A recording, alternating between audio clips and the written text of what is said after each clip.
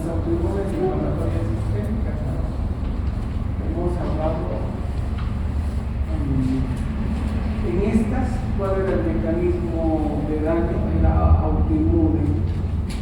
Y autoinmunidad significa principalmente inmunidad adaptativa, ¿verdad? El otro grupo de enfermedades son las espondiloartritis. Luego vienen las autoinflamatorias, vienen las enfermedades de cartílago y hueso. Luego viene el síndrome del dolor regional, que es el dolor lumbar. Segundo, dos temas, viene el dolor generalizado. Tenemos 3 temas, 4 temas para la próxima semana.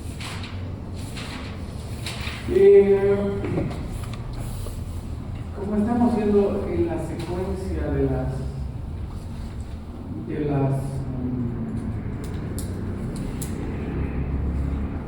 enfermedades del sistema inmune, vamos a hablar primero de autoinflamación.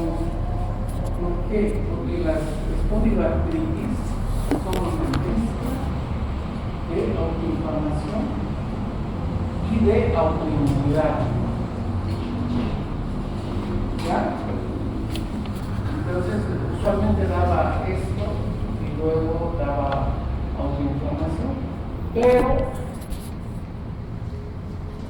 con todo lo que ha salido en fisiopatología en los últimos años, es mejor hablar de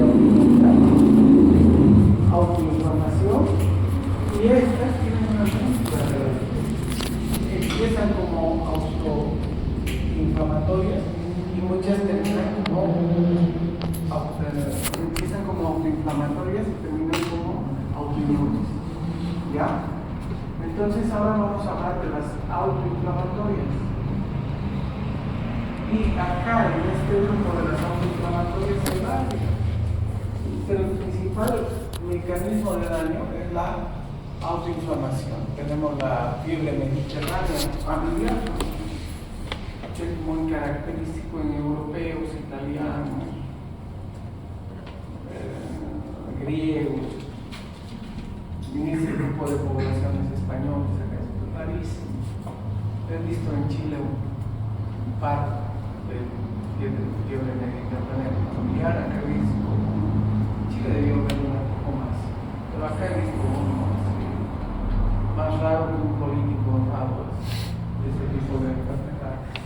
Y miren, dentro del grupo de las autoinflamatorias están las artritis por cristal, que pueden ser varios tipos de cristales, el pirofosfato de calcio,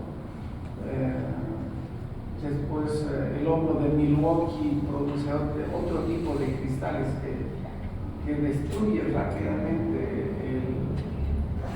el hongo, ¿ya?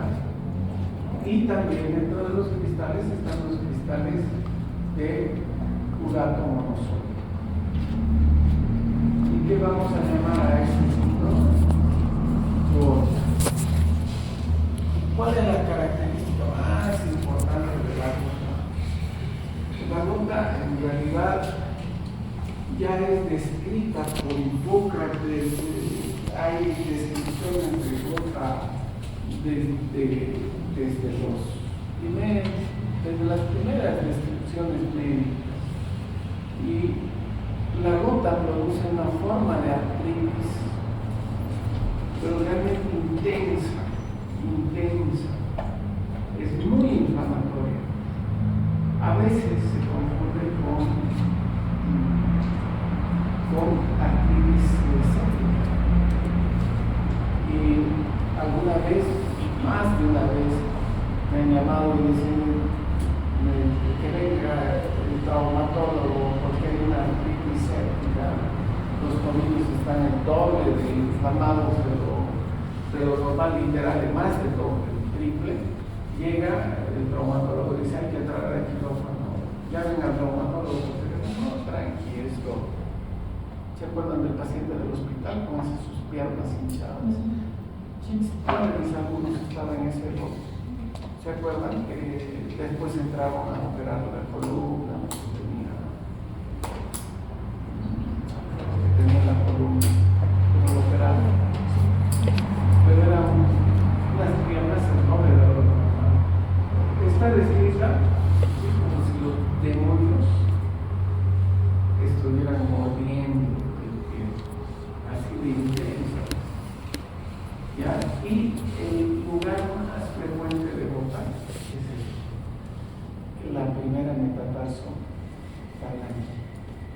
A eso se llama podagra. La mayor parte, casi el 90% de los pacientes en algún momento hacen podagra. Cuando vean una podagra, dota en el 99,9%.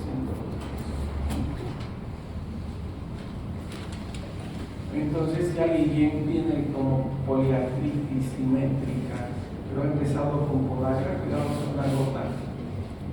una gota poliarticular. En general, ¿se acuerdan que aquel grupo de enfermedades de artritis pertenecía a la gota? A las monoartritis agudas. ¿Se acuerdan cuando de la primera clase de la clasificación? Estaba dentro de las monoartritis agudas y generalmente es el primer dedo del pie, el tobillo, a veces una rodilla.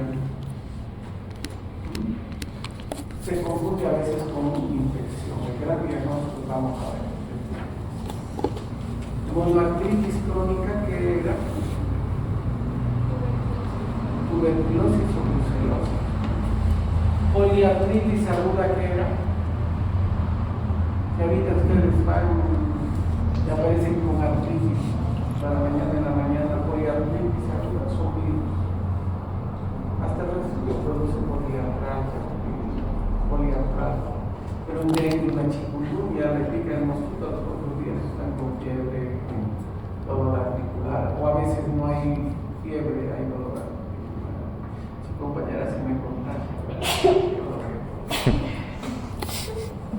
También a la residencia.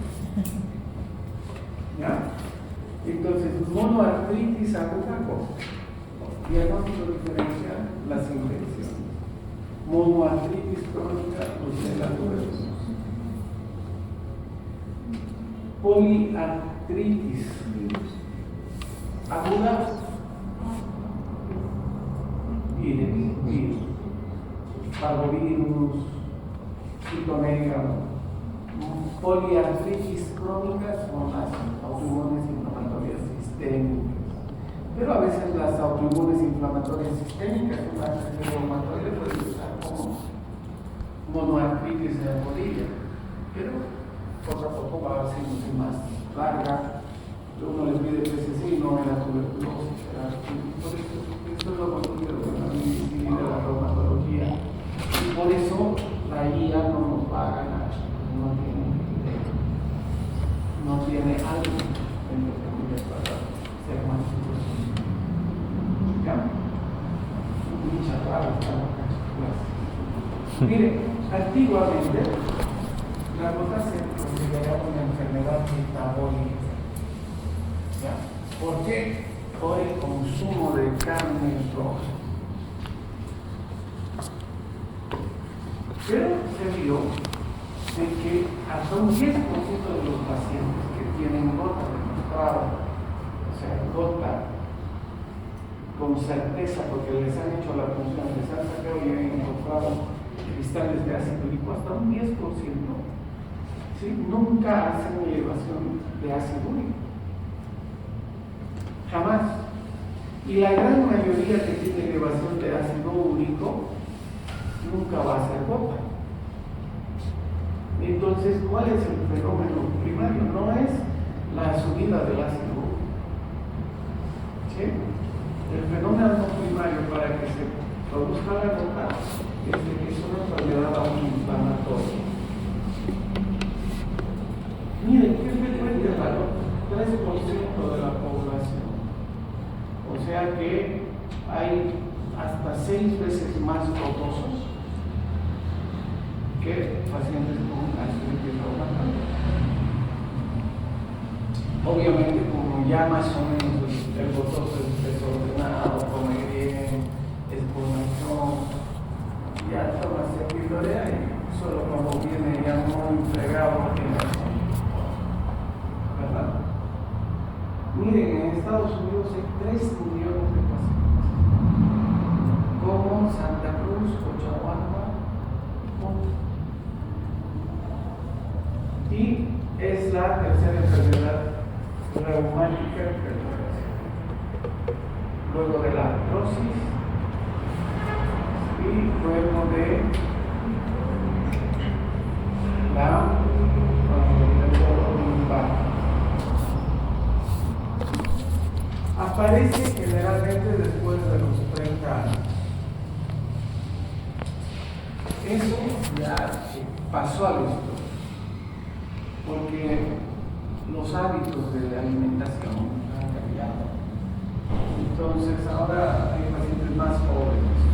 La otra vez me tocó ver a un niño de 16 años, ya no de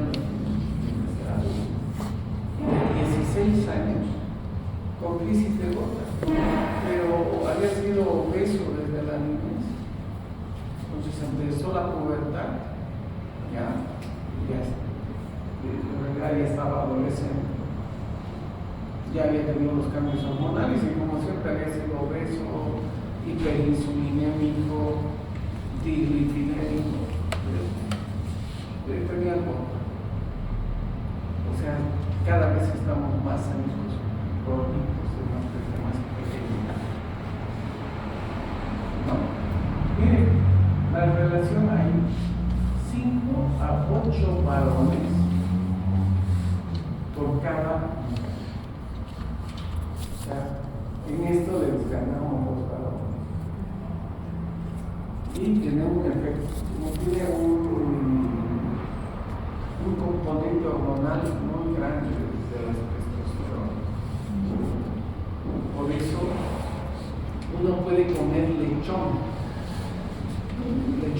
no lo que ven en la calle, pero ustedes cuando vean ahí en el quincho preparan unos lechoncitos de 15 kilos, ¿ya? Y que se llama, no está contraindicado el lechón, mientras que el chancho ya grande, viejo, lleno de hormonas, tiene hasta otro olor. No sé si alguien ha bañado chancho, ya no sé qué es.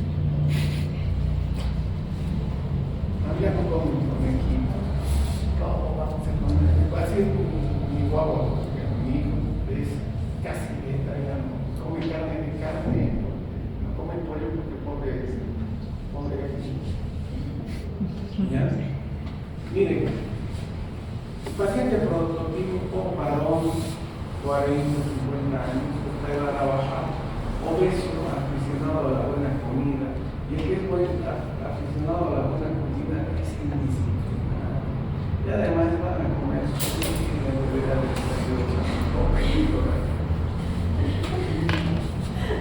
yo no les estoy diciendo nada a ustedes. Entonces, obeso, diabético, hipertenso, dislipidémico y además rechazado. Ese es el prototipo. Entonces, algo importante, es más en varones. Y luego de la menopausia, empieza a aparecer en mujeres, que baja el lupus por la bajada del estrógeno y sube la ¿no? ¿Y cuál es la etiopatogenia de la gota? Miren, es la presencia de la inflamación. No todos tenemos todos los inflamaciones. Les he dicho los inflamaciones cuando hablábamos de inmuno. ¿Se acuerdan? Les voy a dar las diapositivas.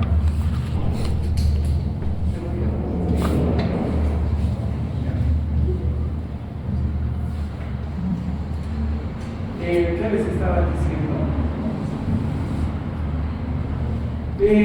No todos tenemos todos los inflamaciones. Los inflamaciones son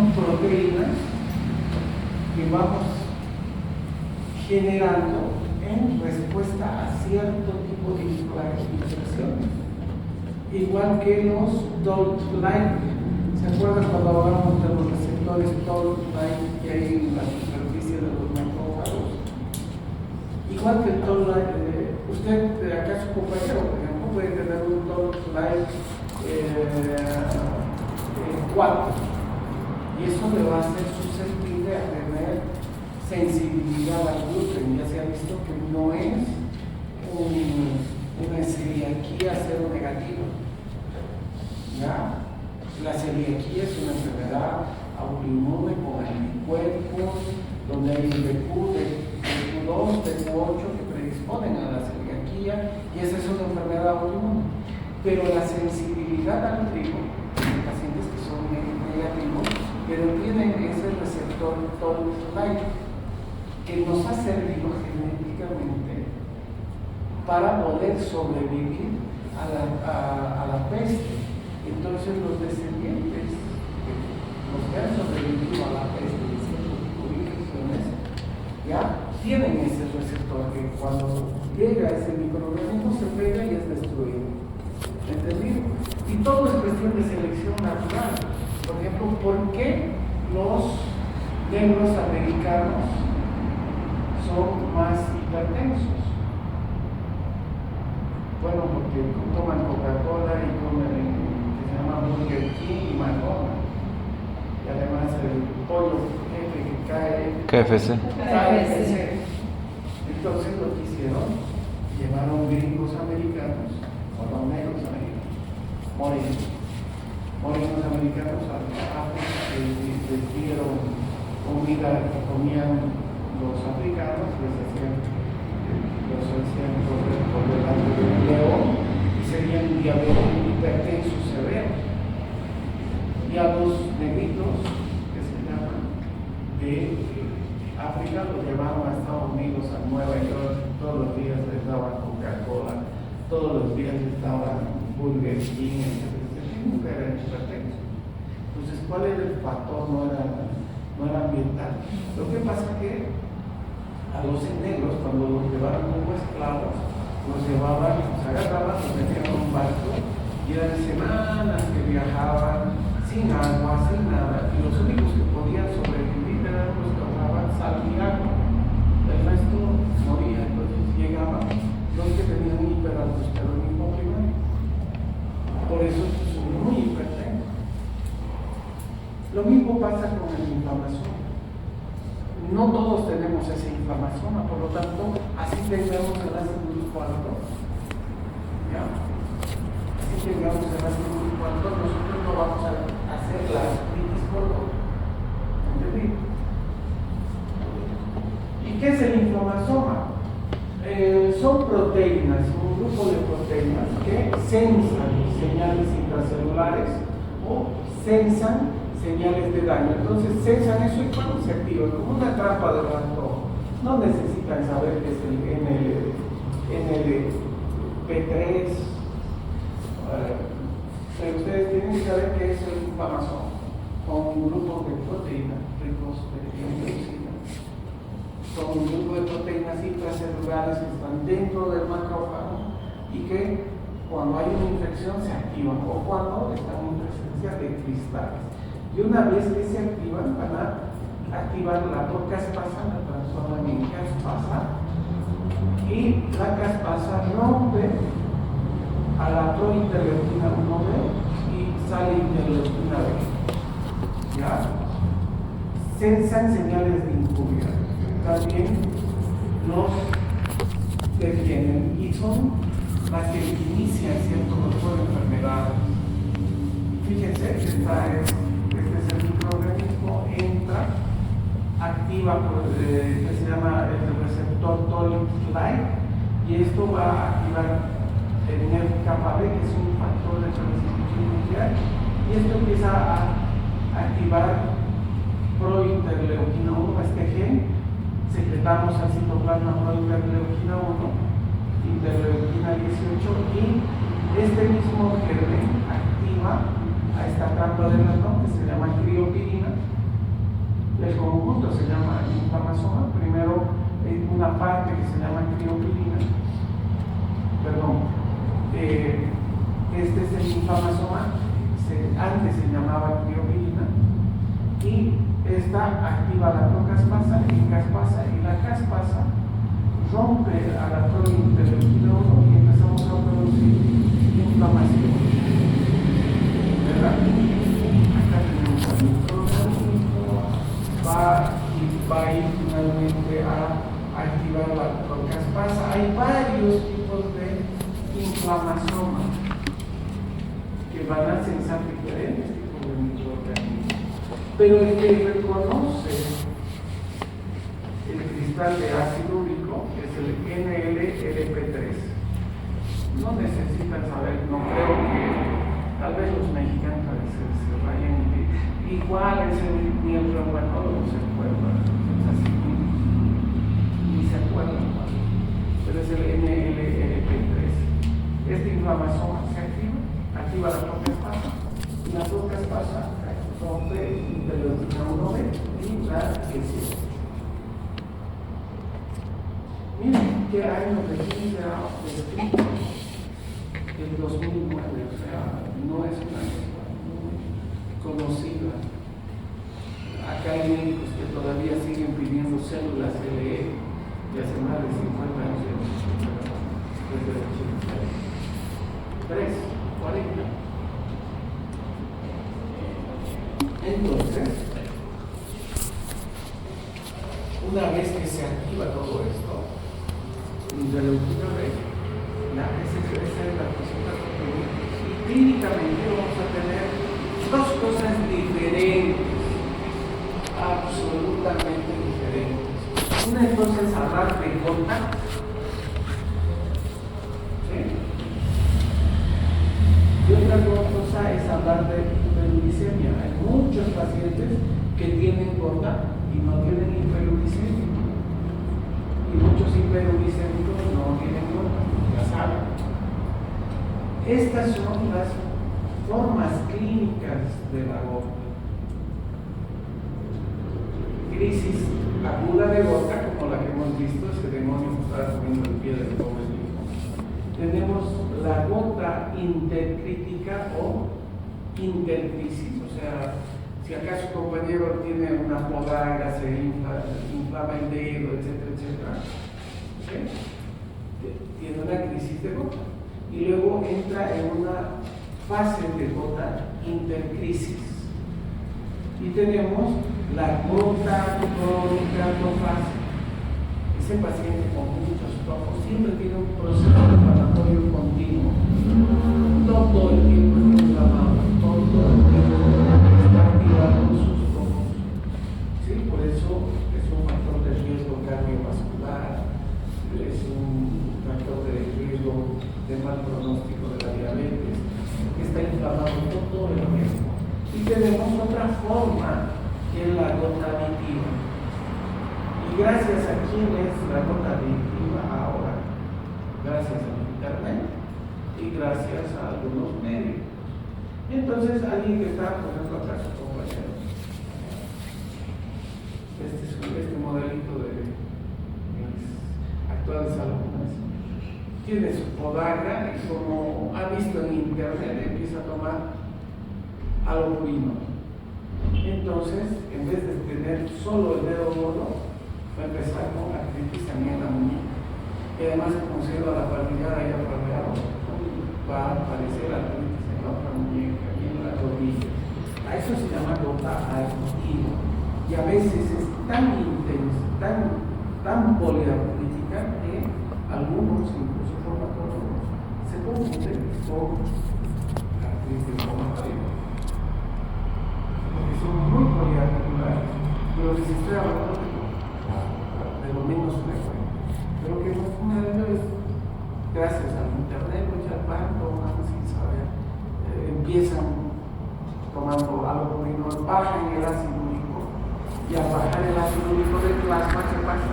Los depósitos se empiezan a soltar y empiezan a generar una poliartritis porque hay todas las articulaciones de los, ¿verdad?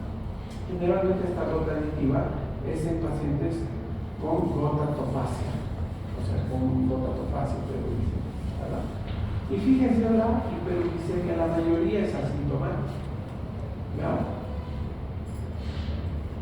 Otra cosa es hablar de hiperuricemia en el ataque agudo. Y otra es la el estado de la hiperuricémico durante los periodos intercríticos que uno debe hacerlo. O sea, con el asintomático en general uno no hace nada.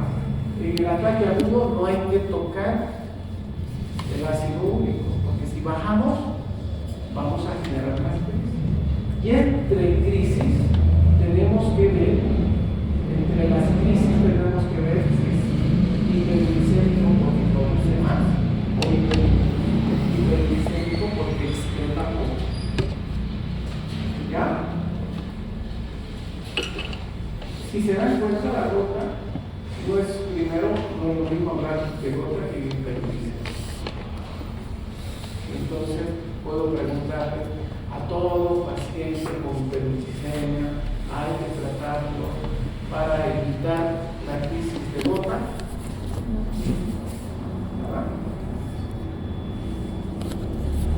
Ahora vamos a hablar de monoartritis aguda, o sea, de una crisis de gota. Este señor, ¿cuál es su nombre? Es RAS, Ricardo, ¿no? Tiene 32 años, soltero, con vida sexual, en abstinencia durante los exámenes, ingeniero comercial, estudiante de medicina, no sé la historia de los libros, pero este era un paciente mío, le habían diagnosticado, trabajaba en el banco muy estresado, le habían diagnosticado hipertensión, ¿ya? Y la primera medida que uno hace es estar diurético. Digamos, la hipertensión leve han llevado, ¿no? Es el inicio con diurético. Estaba con hidroclorotiazida y tenía un día hablando de haber ido a jugar ballet y haber comido una parrillada luego del examen de cirugía. Entonces había ido bien. En la madrugada había amanecido con el tobillo y el primer dedo del pie derecho muy aumentado de volumen, con mucha temperatura. Parecía que cosa, infección. Había tenido incluso fiebre. Hay tanta inflamación que da fiebre, estaba frío. Claro. ¿Sí? Cuando lo vi, estaba en buen estado general, no tenía problema neurológico, estaba con fiebre. Y el tobillo y la primera metatarsofalange que estaba como. Esta es una imagen de la American College.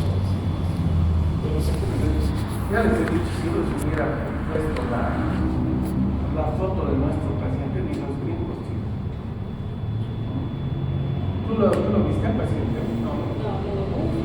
Pero, miren, el tema intenso, dolor intenso al movimiento. Severo no es un término de gravedad. Este término de gravedad es en inglés severo. Los médicos hemos cogido ese término, pero en realidad en español es habla del carácter de las cosas, no de la gravedad de las cosas, ¿ya? Y tenía, miren, mucha sensibilidad al palpar. Este no deja que se le pase una crisis tremenda. Entonces, cuando uno ve un paciente con una monoartritis aguda, con una o dos articulaciones tan inflamadas, tan intensas, no va a pensar en artritis reumatoide, tampoco va a pensar en fractura. ¿Cuál es el diagnóstico diferencial de las artritis? Lo de las monoartritis agudas son las artritis cristales. El trauma, porque se ha ido a la pérdida de se había doblado el tobillo, a veces así se inflama. O con infección, como estaba ahí, con tragos, con todos, por ahí era una monoartritis o una artritis gonocócica. Entonces el diagnóstico diferencial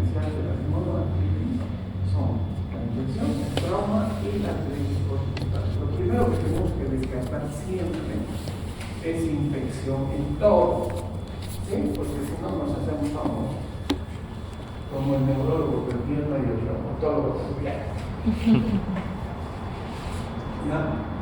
Y miren, el laboratorio es normal, es normal, porque la velocidad de sedimentación tarda en elevarse, ¿sí? Mientras la PCR se eleva rápido. Ustedes en este momento tienen una crisis de artritis, la proteína C reactiva ya se eleva. Mientras la velocidad de sedimentación tarda en elevarse y tarda en disminuir. O sea, la PCR nos sirve para ver si, por ejemplo, alguien está respondiendo bien al tratamiento, porque rápido. Sí, tenía función renal normal, así normal, la gran mayoría de los pacientes tienen así normal. En estos pacientes, como artritis aguda, no se pide ANA, DNA, ANCAS, no se pide serología. ¿Entendido? Lo que sí se puede hacer, si es que el paciente permite, nadie que se acerque con una aguja a un dedo inflamado a veces, no deja, es intenso el dolor, pero por ejemplo una medida medianamente inflamada podemos funcionar. Y fíjense, el citológico tenía 50.000 glóbulos blancos entre los niños de neocortes. En el líquido articular, lo único que tenemos que ver es el recuento de blancos. Piden, ¿qué se llama? Para ver proteínas, ¿cómo se llama ese test? El rival está positivo, creo que es. Cuando hay mucha proteína en un líquido, no me acuerdo. Rival, creo que no. Pero los traumatólogos piden no sé qué. El líquido articular, lo único que uno tiene que medir en un líquido articular es pedir el recuento de blancos, por eso se tiene que tomar el tubo de hemograma. No, creo que me piden en donde van a estar, ya te he visto. Recuento de blancos y cristales.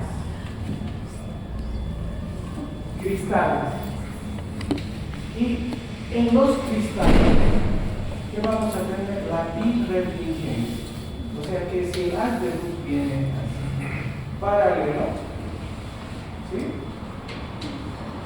Va a tener un color.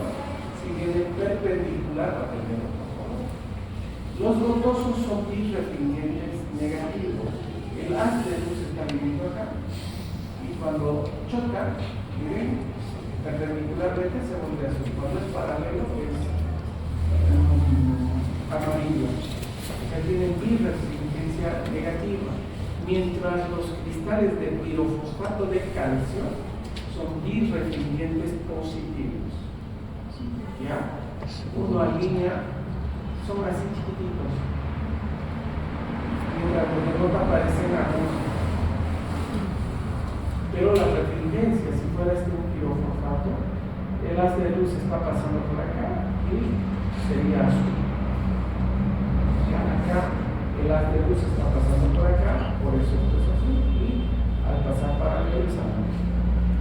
Es birrefringencia negativa. Y el de pirofosfato de calcio es birrefringencia positiva. Otra cosa que uno puede hacer es ecografía.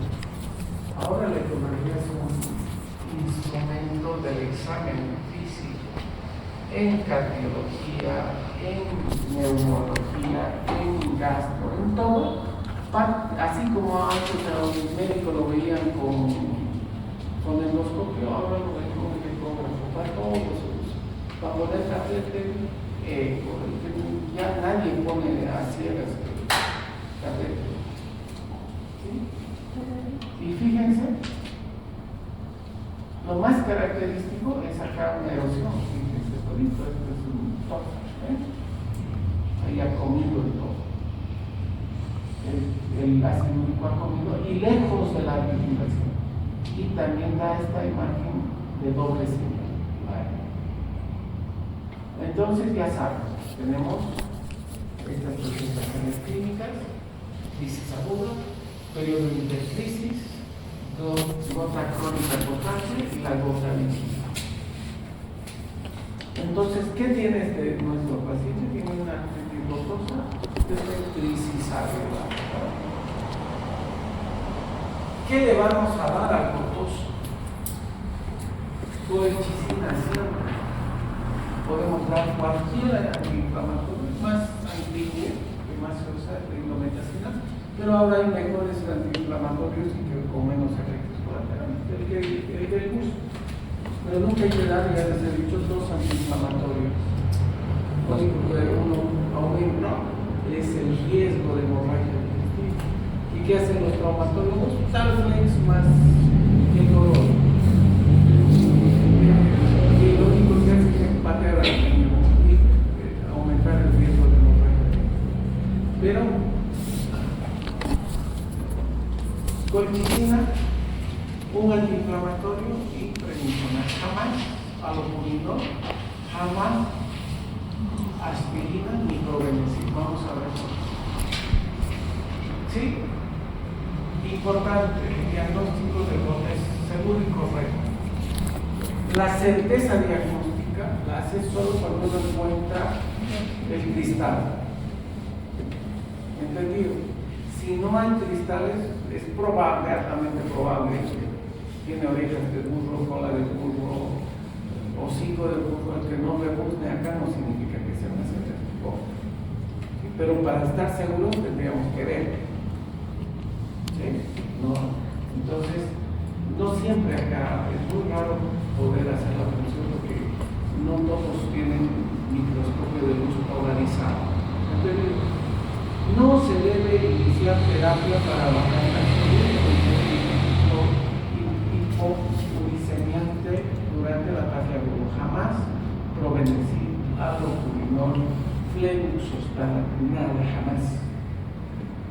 Es más, algunos, cuando el paciente está en crisis, les deja el alopurinol que está tomando, pero tarda más en resolverse la crisis. ¿Ya? Fíjense, este es un examen. La aspirina, el ácido úrico, así que no hay que dar aspirina. Y siempre hay que suspender el diurético porque es causa de crisis de gota. Si alguien es gotoso y le dan un diurético, va a generar crisis. A veces no se sabe por qué, y uno va a decir, ¿está tomando diurético? Sí. ¿Toma aspirina? Sí. Ya. Y miren, ¿cuándo empezar el tratamiento? Cuanto antes mejor. Antiinflamatorios son eficaces, pero pueden ser peligrosos, sobre todo el paciente hipertenso, un paciente con insuficiencia renal, que tenga úlceras, sobre todo estos dos. Cuidado con digamos, con el antiinflamatorio. Los corticoides son espectacularmente buenos, sirven hasta para tratar virus, mejoran ese rato, pero de forma temporal. Hasta la infección mejora con el antiinflamatorio, ¿verdad? Perdón, con el corticoide. Entonces, los corticoides son eficaces, tienen una toxicidad mínima, pero hay que usar poco. ¿Con quién hay que tener cuidado? El diabético y el que tiene infección. La colchicina siempre se deja en todo. ¿Por qué? Porque es un inmunomodulador hasta el momento. Es el único medicamento que es capaz de bloquear la maduración o sea, la prointerleuquina 1B evita la transformación de prointerleuquina 1B en interleuquina 1. ¿Sí? Entonces, evita o inhibe la reacción inflamatoria del inflamasoma. Es el único medicamento, la colchicina, que actúa a nivel de la inflamación. Por eso, en fiebre mediterránea familiar siempre se da colchicina. En esas pericarditis medio raras, sin etiología, que no es infecciosa y que se repiten, son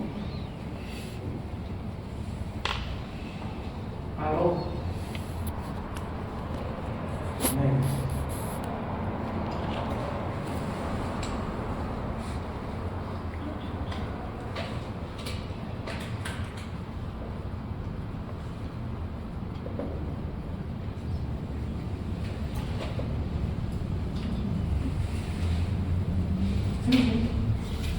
no, el problema, sí, mi indicador de cosa, pues, sí.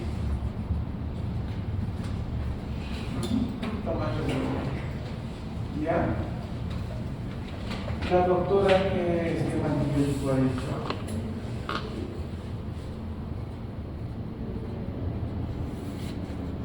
Exacto. ¿Ya?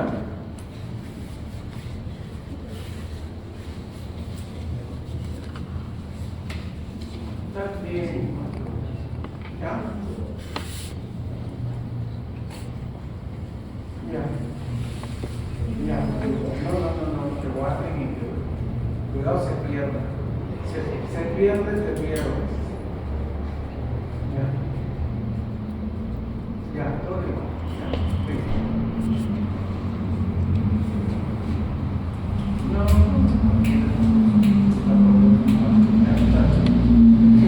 Entonces, no se olviden, la colchicina es el único que inhibe la acción la activación del inflamación. Ahora bien, esta es la cascada inflamatoria, ¿no? Entra el cristal, activa el inflamasoma, se activa, el inflamasoma también por otra vía hace que se empieza a producir más interleuquina 1, se produce interleuquina 1 y ¿qué terapia biológica se utiliza? Se utiliza el anakinra, que va a ir a bloquear a la interleuquina 1, que es que se llama una citoquina que produce gran inflamación y reclutamiento de neutrófilos. Fíjense. Este es el macrófago que se activa, produce mucha interleuquina 1, va a su receptor y pasa la señal de activación. ¿Qué hace el anakinra? Bloquea. ¿Por qué se llama RA? Porque va a bloquear la acción del receptor. Entonces, podríamos hacer colchicina, antiinflamatorio, corticoide, o en caso grave un biológico. Le hemos puesto un biológico. Y luego de eso, 4 semanas después, este paciente estaba bien, tenía un ácido de 8,9. Entonces tenemos que ir quitando las cosas. ¿Sí?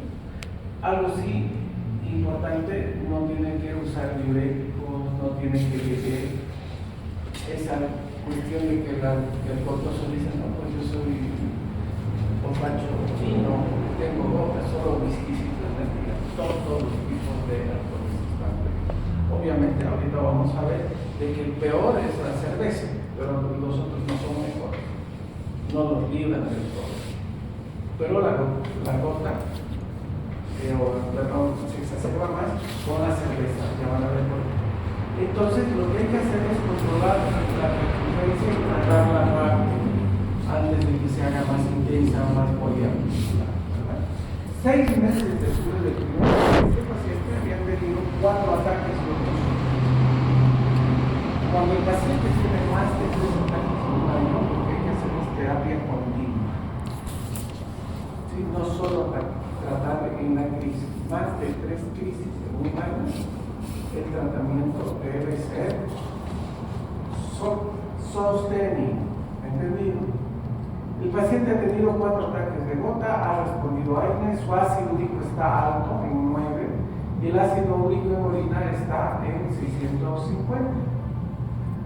Acá, ¿cuál es la pregunta? Acá ya no es solo un problema de crisis o de artritis nodosa.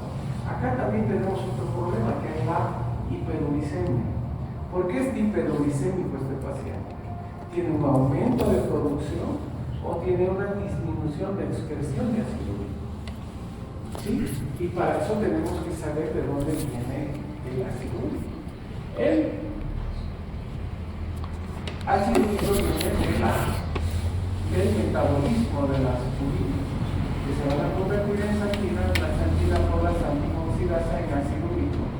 Y ese ácido úrico va a ser excretado por el riñón, podemos tener una excreción gastrointestinal, y si tenemos un exceso, vamos a tener ese exceso, se va a depositar en las articulaciones y los tejidos, no solo en las articulaciones, también en los tejidos, en la piel, en la uña, en la columna, en varios lugares, ¿verdad? Entonces, de acuerdo a dónde vamos a actuar, vamos a tener medicamentos para el tratamiento de la hiperuricemia. Una cosa es tratar gota con colchicina, antiinflamatorio, prednisona o un biológico, y otra cosa es tratar la hiperuricemia. Y la hiperuricemia se trata con inhibidores de la santina oxidasa, como el aldopurinol, el flebuxostat, para que no se transforme en ácido úrico. ¿Sí? Se puede usar también úricos úricos para aumentar la excreción del ácido úrico, o podemos usar, por ejemplo, en este caso, uricasa recombinante, rasburicasa o pegloticasa. Ese exceso de ácido úrico que está en todo lado, ponemos este medicamento y todo el ácido úrico rápidamente es transformado en galantoína, y la galantoína es excretada muy fácilmente por intestino, por riñón, y los tojos, de estar así con unos tojos monstruosos, desaparecen totalmente. Obviamente la pegloticasa, como es una terapia biológica, es uricasa recombinante, cuesta que se llama un riñón en la mitad de oro. Costaba $15,000, creo que ahora está como $4,000 o $5,000. Pero al paciente súper rotoso con rotos desaparece completamente. ¿Ya? Entonces, estos depósitos, fíjense, el que es el ácido úrico que no se excreta, el que va a producir problemas.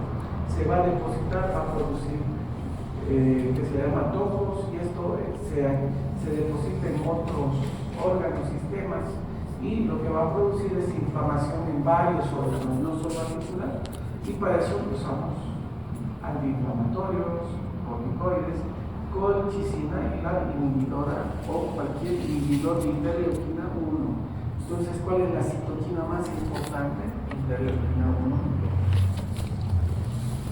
Es la que nos produce inflamación. Fíjense, hay que determinar si el paciente tiene sobreproducción de ácido úrico. Entonces, es muy poco frecuente, solo el 10% de los pacientes. ¿Ya? Y estos van a tener ácido úrico mayor a 700 miligramos en orina de 24 horas.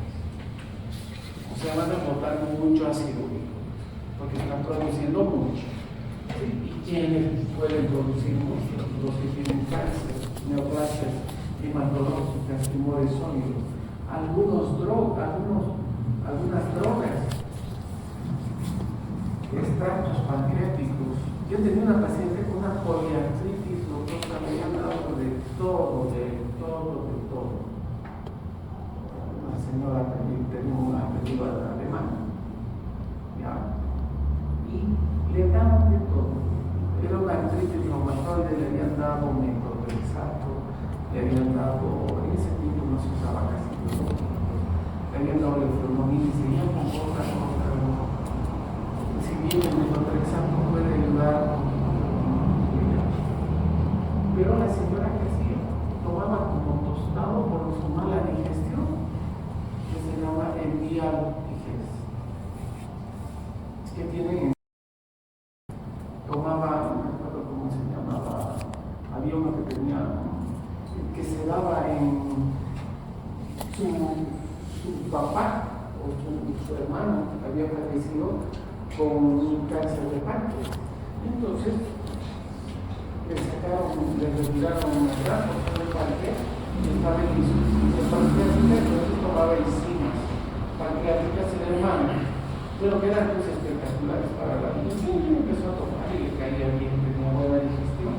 Y después de un tiempo hizo una crítica, entre comillas. En realidad era una mujer con una poliartritis golosa muy parecida a la artritis reumatoide, debido a extractos pancreáticos. Y además, para que mejore a veces lo complejito B, está prohibido complejo B, igual los extractos pancreáticos. Consumo de alcohol, ningún tipo de alcohol, en especial la cerveza. ¿Por qué? Porque tiene guano, sí. Entonces la cerveza es como el guano. Para que no se olviden que la guanosina. ¿Sí? Es que tienen que asociar así, si no, yo a ver me acuerdo de cómo es, a ver quién tiene letras, ¿no? Amiodarona, verapamilo, quinidina y ¿cuál era? La espironolactona, que produce ginecomastia, está contraindicados con la digoxina. ¿Quién se va a acordar? Drogas contraindicadas que te pueden matar cuando das digoxina. A ver quién tiene amiodarona, verapamilo, quinidina y espironolactona. Entonces,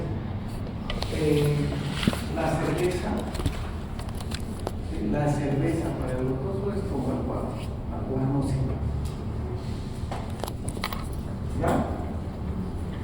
La obesidad, la psoriasis, ¿sí? La un paciente quemado, paciente que tiene, por ejemplo, una cirugía grande, produce más muerte celular y mayor producción de derivados del, lo que se llama mayor producción de ácido, ¿verdad?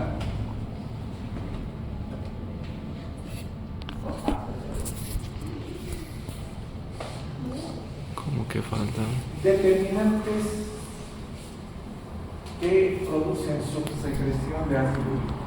90% de los pacientes tienen disminución de la excreción. ¿Cuándo uno dice que hay disminución de la excreción? Cuando elimina menos de 700 miligramos en orina de 24 horas. Por ejemplo, pacientes que tienen una función renal disminuida. Es más un parámetro para determinar la calidad de la diálisis, es de que el paciente esté hiperglicémico. Si está hiperglicémico en diálisis es porque la diálisis, el nefrólogo, porque que se llama por ganar un poquito más, el filtro le hace dar, en vez de que dure una semana, dura 2 semanas, ¿no? ¿Y que cómo ves eso? Porque su ácido úrico está alto. El ácido úrico se dializa, ¿sí? Es un parámetro para saber que está. Por favor, no me hagan afirmar. Bien, se me anoche esta hora. Después voy a estar famoso como mi amigo todo Quiroga. ¿Hay ese audio del doctor Quiroga? No. Pásenos, doctor. ¿Cuál es? A ver, esa pantalla. Miren, falla renal, defecto tubular, drogas, diuréticos. ¿Se acuerdan que al paciente le daban diazepam? Entonces, como está botando otras cosas, se olvida de botar ácido úrico y sube el ácido úrico, ¿verdad? Salicilatos, aspirina, dosis baja. Piracinamida, etanol, esto es importante porque los tuberculosis a veces tienen un difícil de botar, y es por eso. El etanol, todo tipo de alcohol, la deshidratación, acidosis. Por ejemplo, la persona que no come mucho tiempo, por ejemplo, ese gordito que dice voy a entrar en dieta y hace la dieta ceto, pues viene muy físico. ¿Sí? La nefropatía por exposición a plomo. ¿Ya? Esta es una cosa que ya no se ve por suerte. Se veía mucho en gente que se ve en mineros de plomo y se veía en gente que arreglaba baterías.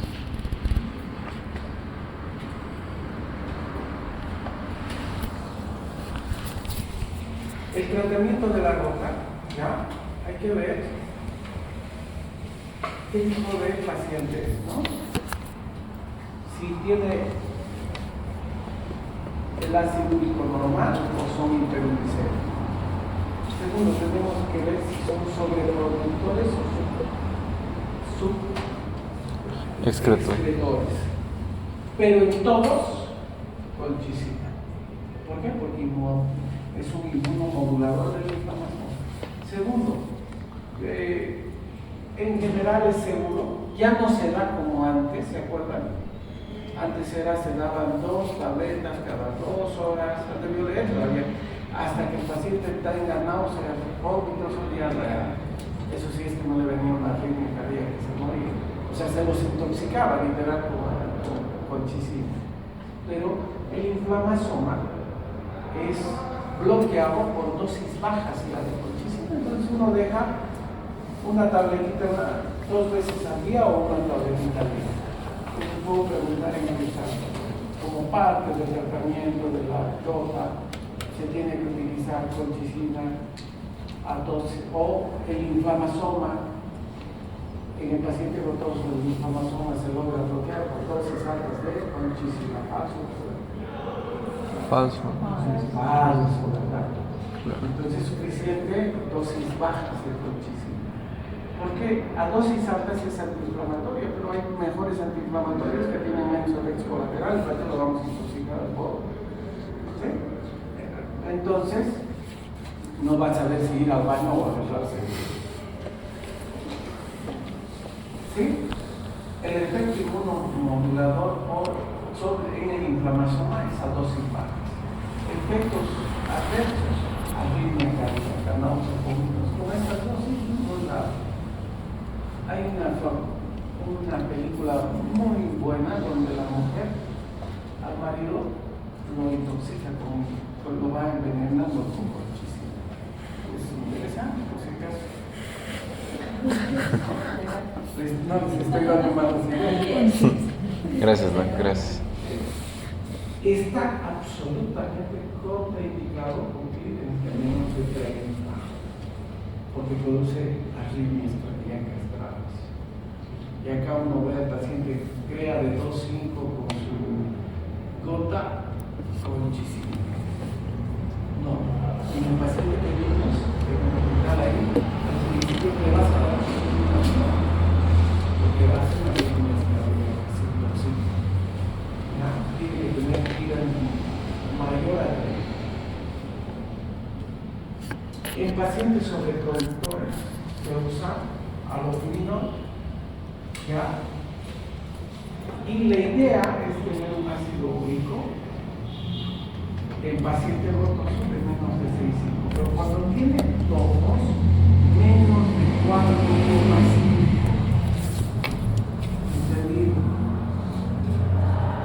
El paciente con gota profasia menos de 4,5. ¿Ya?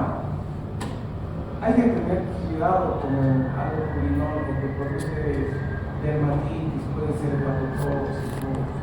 Siempre hay que controlarlo con un hemograma. Hay que tener cuidado en la renal. Y mejor que el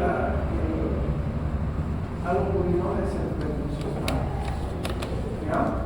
La ventaja es de que es seguro en talla renal, pero en paciente cardiópata hay que tener cuidado.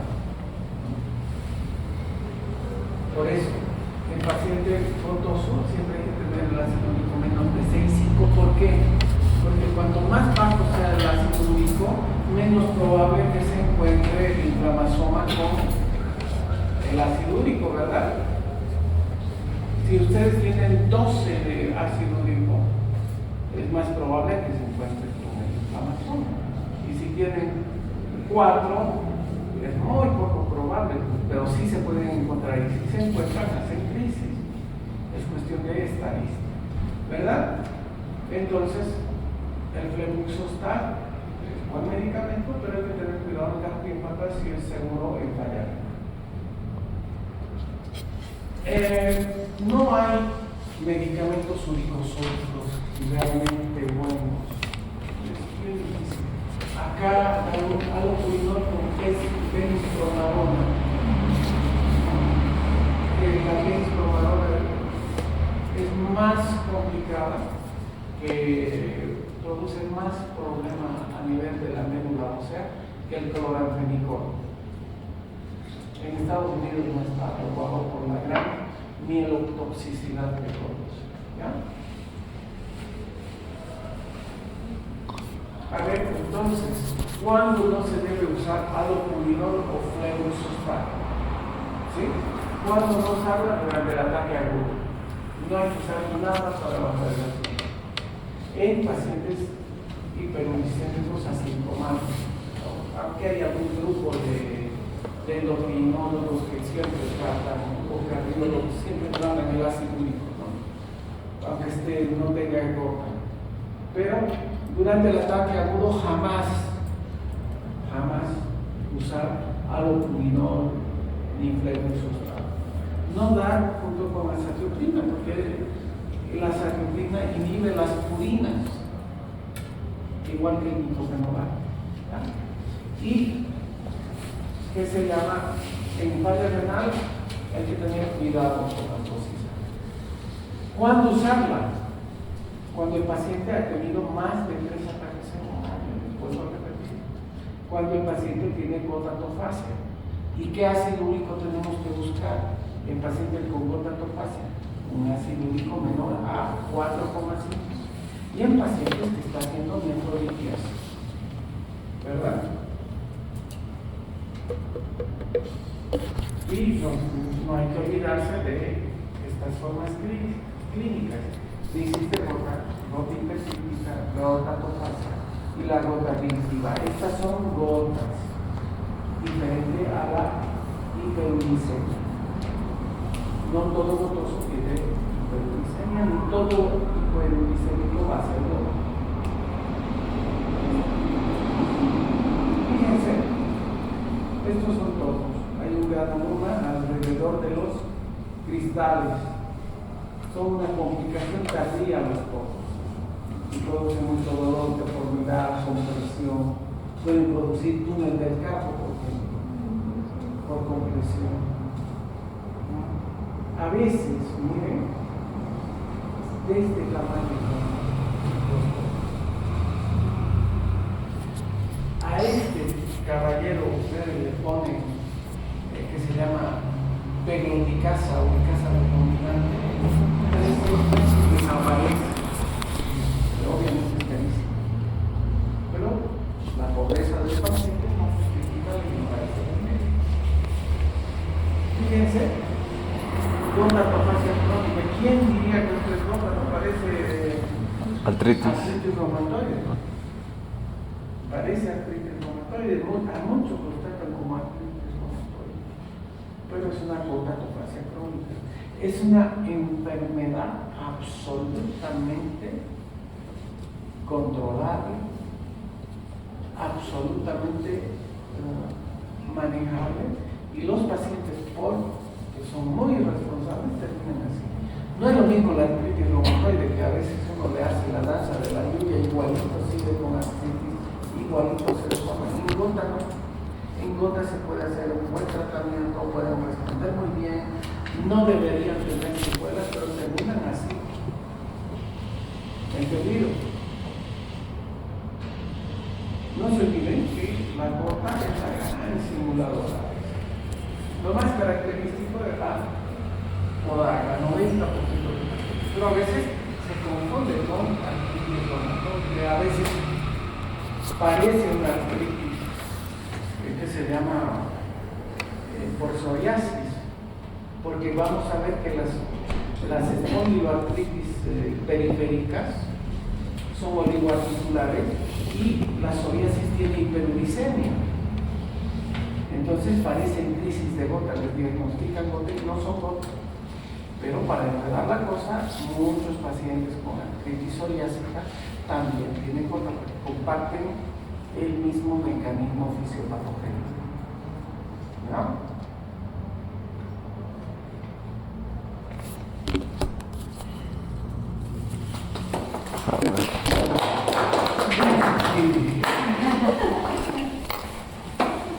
¿Está bien, muchachos? ¿Están bien las teóricas? Sí, doctor. Yo quisiera que aprendan en teóricas donde vayan.